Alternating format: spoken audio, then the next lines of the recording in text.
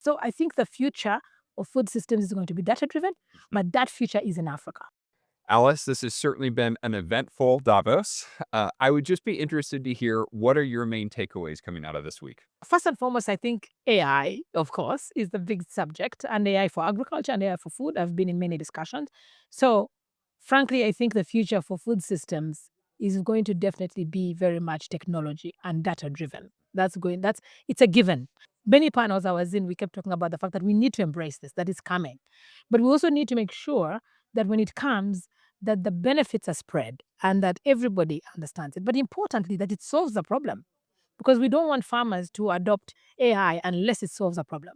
Mhm. So we want to make sure that it makes access to information easier.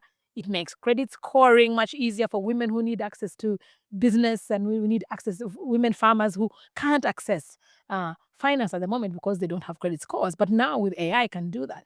We need to make sure that regenerative agriculture that we want to introduce, that takes 2 to 3 years, that we're getting the data that we need that tells us these are the farming practices you need to do in order to get that. So I think the future of food systems is going to be data driven, but that future is in Africa. Hmm. Africa is at the center of that.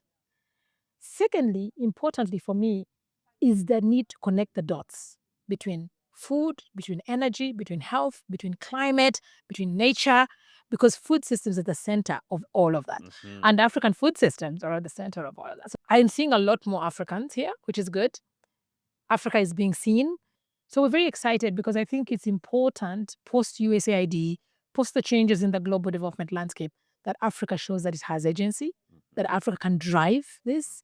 And I would like to see our African governments contribute that 10% that they've been promising for 20 years Yeah. to ag, but also take the sector more seriously. This sector is the engine of Africa's economic growth. This is Africa's biggest employer.